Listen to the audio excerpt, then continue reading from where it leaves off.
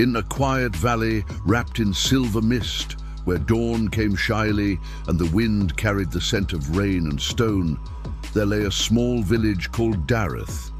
Its people were simple, their lives measured not by wealth, but by rhythm, the rhythm of the seasons, of harvest, of craft, and of prayer. Among them lived a young man named Arin, barely 20, yet his eyes held an old, unspoken sadness, the kind that grows from seeing too much of the same day.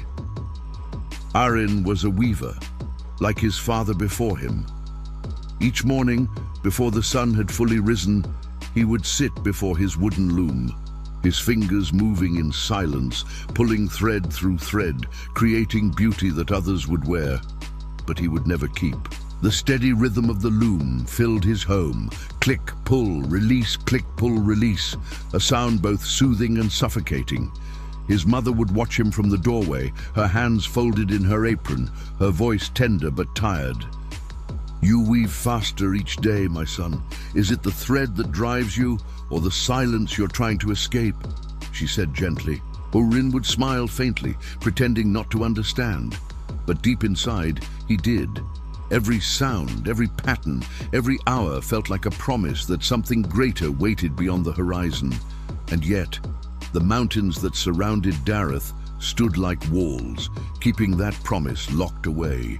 At night, when the rest of the village slept, Arin would lie beneath the open sky, the stars scattered like seeds above him. He would trace their shapes with his finger, whispering to them as if they could hear. "Tell me," he would murmur, "what lies beyond your light." The stars never answered, but sometimes the wind would shift, carrying a whisper so faint he could almost believe the heavens were listening.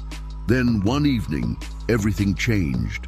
A storm rolled in without warning, dark and heavy.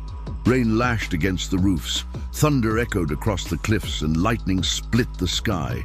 Through that storm came a traveler. His cloak was torn, his boots caked with sand, and his eyes burned with a strange golden fire. He entered the village as if he had walked from a dream, and all who saw him fell silent. Arin was in his workshop when the door creaked open.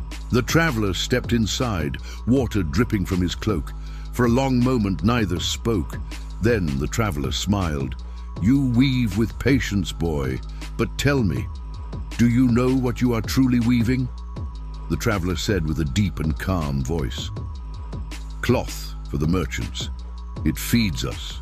It keeps the cold away." Arin said, confused. "No, you weave stories. Every pattern is a memory, every thread a life, but few ever see it," the traveler said softly. The traveler stepped closer, his presence almost unreal. He placed a small pouch on Arin's table and untied it. Inside lay a single golden thread, glowing faintly in the dim light. "This thread," the traveler said, "comes from the loom of destiny, a thing older than kings and stars. Those who find it see not what is, but what is meant to be." "And where can one find this loom?" Arin asked. "Beyond the endless desert, where dreams walk like men and time itself forgets its name." Whispering, the traveler answered. The room fell silent. The rain eased, the thunder rolled away, and when Arin looked up again, the traveler was gone. All that remained was the golden thread, resting upon the wood, still warm, as if it held the echo of a heartbeat. For days, Arin tried to forget. He told himself it had been a vision, a trick of fatigue and storm. But each time he touched the thread, a warmth pulsed through his fingers, steady, alive, insistent. At night it glowed faintly in the darkness, calling to him. He began to dream of distant sands, of cities carved from starlight, of a loom that wove the very breath of creation.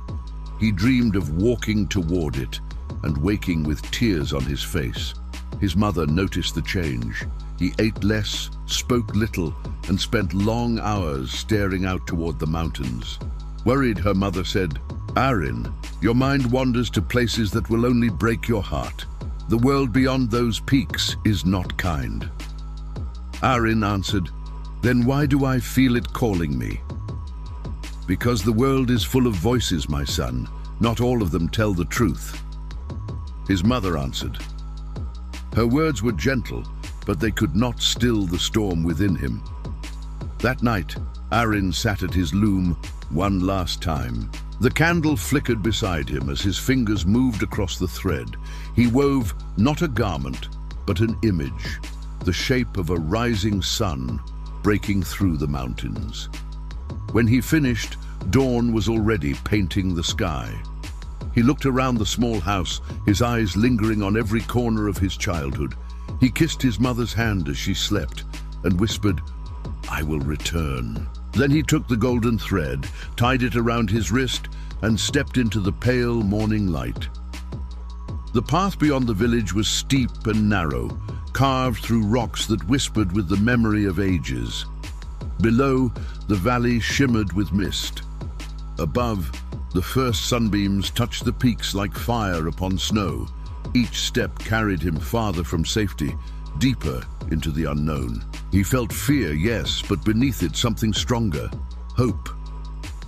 By midday, the mountains opened into a vast plain of sand. The air shimmered, the world stretched endlessly before him. He turned once, looking back at the village, now small, almost unreal, and whispered to the wind, "Guide me wherever this path may lead." That night he camped beneath the open sky. The stars were brighter here, fierce and alive. As he watched them, the golden thread around his wrist pulsed once, twice like a heartbeat. He closed his eyes, and for the first time, he heard it. A whisper, faint and ancient, drifting through the wind. "Follow the thread." He opened his eyes, breath trembling. The desert stretched before him, silver in the moonlight. He smiled, not because he understood, but because for the first time in his life he didn't need to.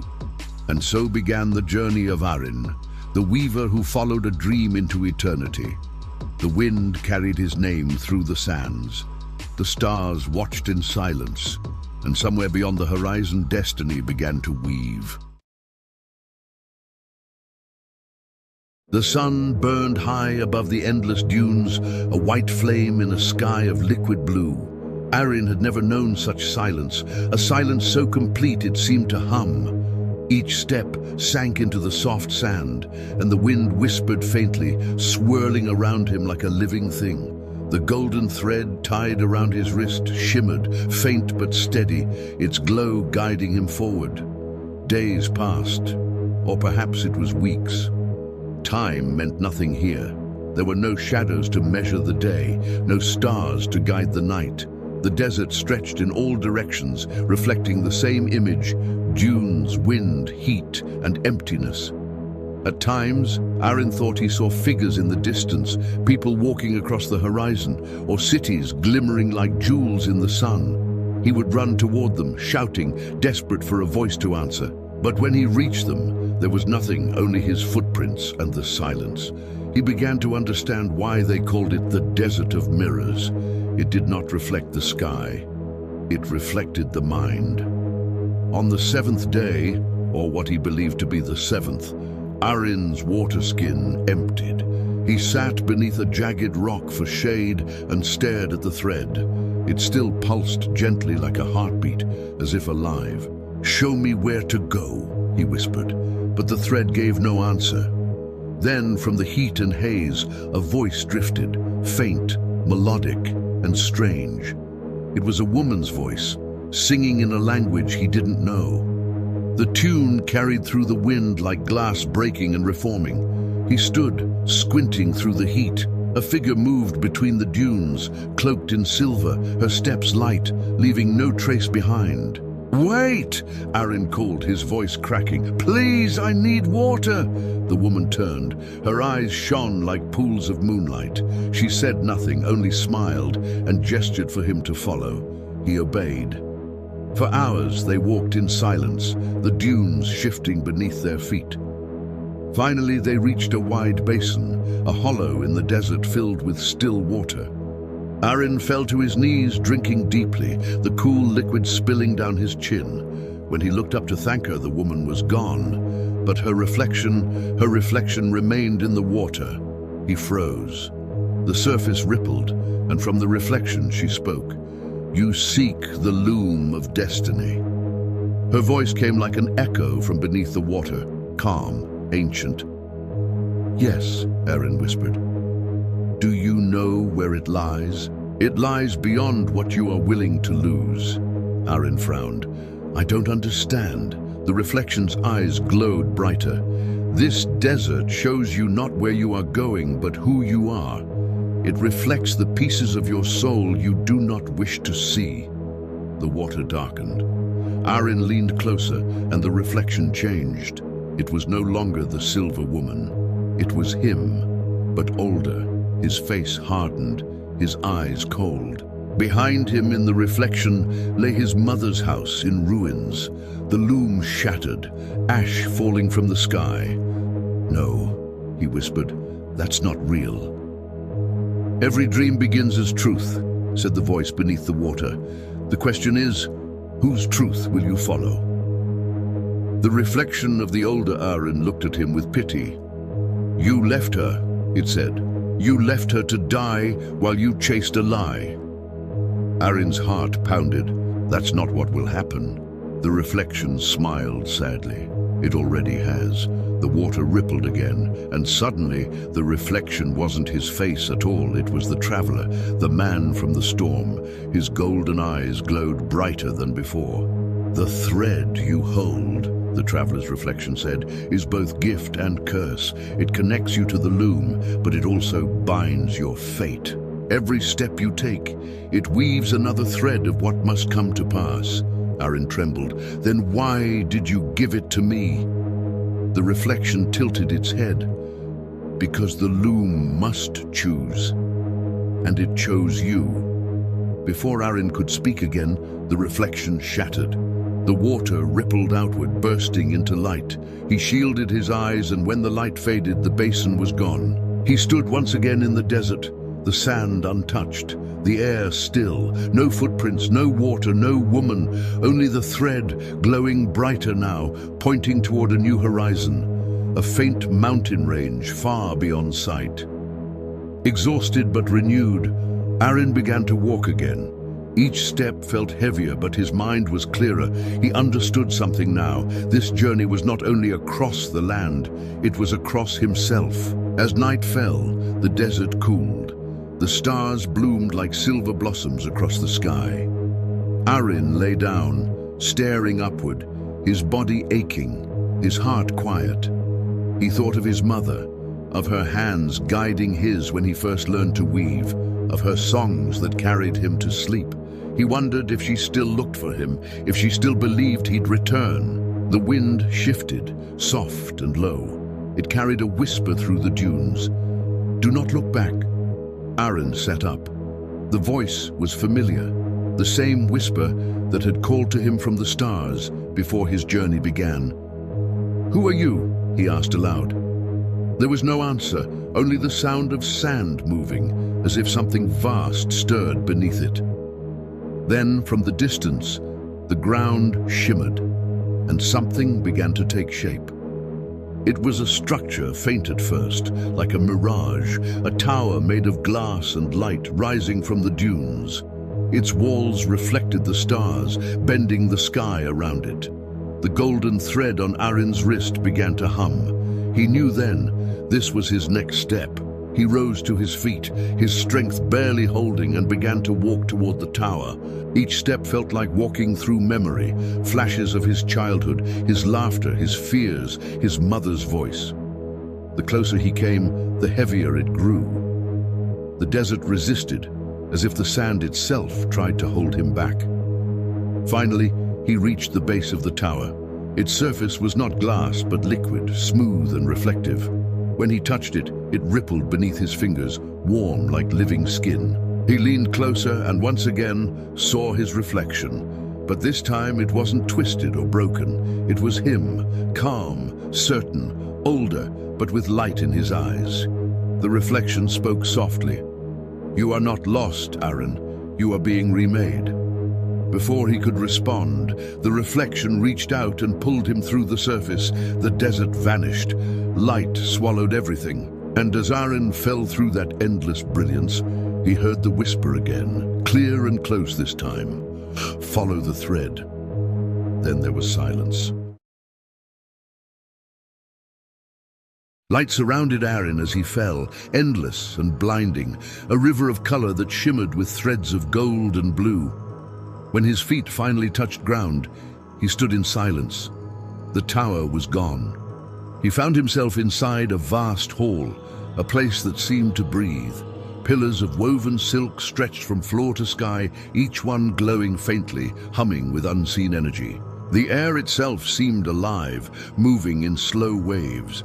And everywhere he looked, threads floated in the air, connecting walls, pillars, and stars of light that hovered like fireflies. He realized he was standing within a temple made entirely of thread. Each strand vibrated softly, like the pluck of a distant harp, and with every vibration came a whisper. Voices, countless voices. They spoke in languages he didn't know, yet their tone was familiar: grief, hope, love, loss. It was as if the temple held every story ever lived, woven into its walls. Arin took a step forward, his heart pounding. The golden thread on his wrist shone brighter, responding to the hum around him. It pulsed once, and a line of light extended from it, reaching across the temple floor like a path. He followed it. As he walked, the whispers grew clearer. He heard laughter, the cry of a child, the sound of waves, the crack of fire, and then, softly, his mother's voice. He froze. "Arin," the voice said gently. "Can you hear me?" He turned, eyes wide. There she was, her image woven into the air like a tapestry made of light. She smiled, her face both real and unreal. "Mother?" The figure reached out, her fingers shimmering like silk. "You shouldn't have come here." "I came to find the loom," Arin said, "to understand what this thread means." Her smile faded. "Every thread is a choice, Arin.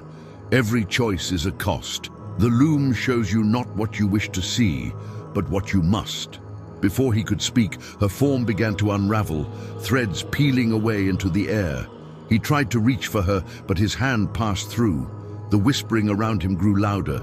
The pillars began to move, slowly turning like the gears of a clock. Then he saw it. At the center of the temple stood a massive loom, impossibly large, stretching into darkness above. Its frame was carved from stone and starlight, and threads ran through it in every direction, glowing like veins of fire.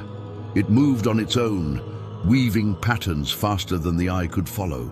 He stepped closer. Every movement of the loom made the world around him shift. He saw mountains rise and fall, stars being born, lives beginning and ending, all woven together. This was no ordinary loom. It was the heartbeat of existence itself. A figure stood beside it, robed in white, face hidden beneath a hood. Arin stopped a few steps away. "Are you the keeper of the loom?" he asked quietly. The figure turned. Its voice was neither man's nor woman's, but something older. "I am what remains of it," the keeper said. "The loom does not belong to any one hand. It weaves because it must." Arin lifted his wrist. "The thread led me here." The keeper's gaze fell upon the golden strand. "That thread is part of the loom. It connects you to it. But do you know what it asks of you?" "I don't," Arin admitted. "Only that I feel pulled by it." The keeper walked closer, their voice low. "Every thread carries a purpose. To follow it is to surrender to what must be. Are you ready to pay the price?" "What price?" Arin asked. "To become the weaver, you must first be unwoven." Before Arin could move, the keeper raised a hand, and the golden thread on his wrist unraveled, stretching upward into the air. It wrapped around him, glowing brighter, binding his arms, his chest, his eyes. He cried out as visions flooded his mind. He saw every life connected to his own, every smile, every wound, every echo. He saw the traveler standing before the loom, his eyes dimming, his hand fading to light. He saw his mother sitting alone, her hands empty, the loom silent. And he saw himself, older, standing where the keeper now stood, the loom behind him. The visions faded. Arin fell to his knees, gasping. The keeper stepped back, their voice soft now. You have seen it. The thread is not your path, it is your destiny. Arin looked up, trembling. Then what must I do? Return to where it began, the keeper said. The desert will show you the way if you remember what you have forgotten. The temple began to fade, threads unraveling into mist. Arin reached out, shouting, Wait! Tell me what it means. But the keeper's form was already dissolving. As the last of the light vanished, Arin found himself once again standing on sand, the temple gone, the stars above, cold and still. Only the golden thread remained, but now it burned within his skin, a part of him. He looked to the horizon where the first hint of dawn touched the dunes, and he began to walk again, though now he walked not toward the loom, but toward himself.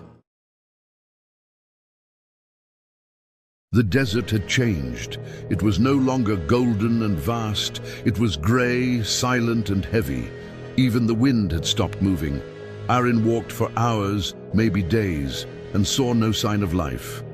The air felt thicker here, as if the world itself held its breath. He could feel the loom within him now, its rhythm pulsing faintly in his chest. Every heartbeat felt like a thread tightening, guiding him somewhere unseen.